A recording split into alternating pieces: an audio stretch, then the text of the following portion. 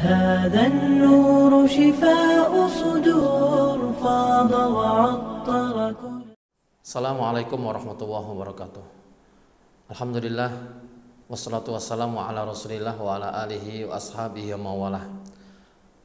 Surat Al-A'raf surat ke-7 di ayat yang ke-176 Allah ingatkan kita, walau syi'na la rafa'nahu biha walakinnahu akhlada ilal ardi wattaba'a hawa famathaluhu kamasalil kalb in tahmil alai yalhas aw tatrukhu yalhas.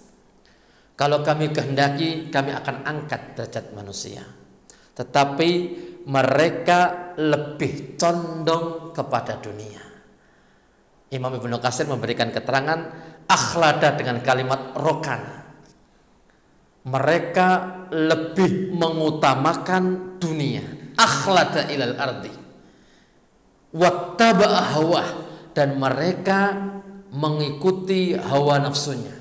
Perhatikan, kalau Allah kehendaki, Allah akan angkat derajat kita sebagai seorang manusia. Allah akan angkat derajat kita sebagai seorang hamba. Tetapi karena manusianya lebih condong kepada dunia, manusianya lebih condong kepada buminya, dan ketika orang itu condong kepada dunia akan berefek kepada yang kedua, dia akan mengikuti hawa nafsunya.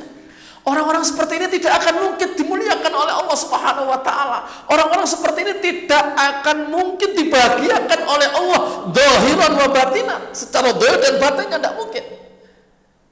Kenapa? Orang-orang seperti ini bahkan dibahasakan oleh Allah, diibaratkan naudzubillah bagaikan binatang yang mohon maaf namanya anjing. In tahmil alai yalhas aw tatruku yalhas. Jika engkau halau anjing itu, dia akan menjulurkan lidahnya. Dan jika engkau biarkan anjing itu pun tetap akan menjulurkan lidahnya. Begitu perumpamaan oleh Allah Subhanahu wa taala. Perumpamaan Allah Subhanahu wa taala diberikan kepada manusia yang pikirannya hanya mengejar dunia.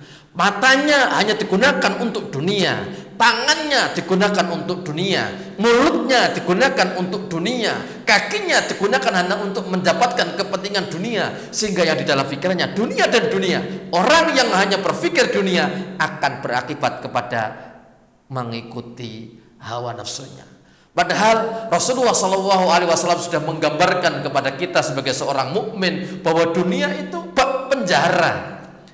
Rasulullah SAW dalam kesempatan yang lain menyebutkan bahwa dunia itu sesuatu yang sangat hina, sangat rendah. Bahkan sahabat beliau Umar bin Khattab membahasakan bahwa dunia itu ibarat bangkai, tak ada artinya.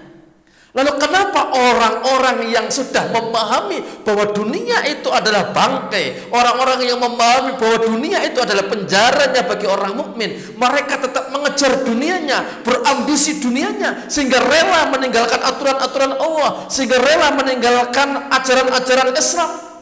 Ini adalah satu pertanyaan yang besar. Ini adalah satu pertanyaan yang mestinya kita jawab dengan tegas. Seorang mukmin akan lebih mengutamakan urusan akhiratnya daripada urusan duniawinya. Seorang mukmin akan lebih mengedepankan urusan setelah kematian daripada ketika mereka hidup di dunia. Begitu seorang mukmin. Kalau tidak, akan sebaliknya. Orang mukmin tadi akan dibawa oleh setan, akan digoda oleh setan, akan dihancurkan oleh setan, sehingga mereka cinta kepada dunia. Dan ketika mereka sudah cinta kepada dunia, yang berakibat kepada mereka akan senantiasa mengikuti hawa nafsu mereka. Maka Allah Subhanahu wa taala memberikan peringatan kepada kita, faqsusil qasasa la'allahum yatafakkarun. Pada hakikatnya ceritakanlah kisah-kisah zaman dahulu, sejak Nabi Adam alaihissalam sampai Rasulullah SAW, agar supaya mereka berpikir. Ketika mereka melihat kisah-kisah yang dipaparkan oleh para ulama, tentunya kisah-kisah yang sahih yang dicantumkan di dalam ayat-ayat Al-Quran, kisah-kisah sahih yang disebutkan oleh Rasulullah dalam hadis-hadisnya, dan atau kisah-kisah yang terjadi pada masa salafus saleh, mari kita ambil pelajaran bahwa mereka ternyata menjadikan dunia itu hanya sebagai sesuatu yang sangat rendah, sangat hina, hanya sebagai wasilah sederhana untuk mendapatkan kemuliaan di akhirat mereka. Maka Imam Malik memberikan keterangan kepada kita pada satu saat ketika beliau dikunjungi atau beliau ada orang bertamu ke rumah beliau.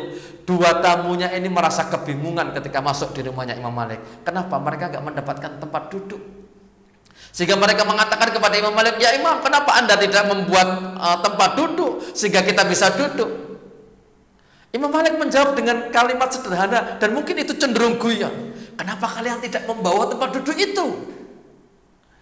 Kata musafir, kata tamunya beliau tadi, saya bepergian, nggak mungkin saya harus membawa peralatan untuk duduk, peralatan ini dan itu. Imam Malik memberikan jawaban, begitupun saya juga sedang bepergian.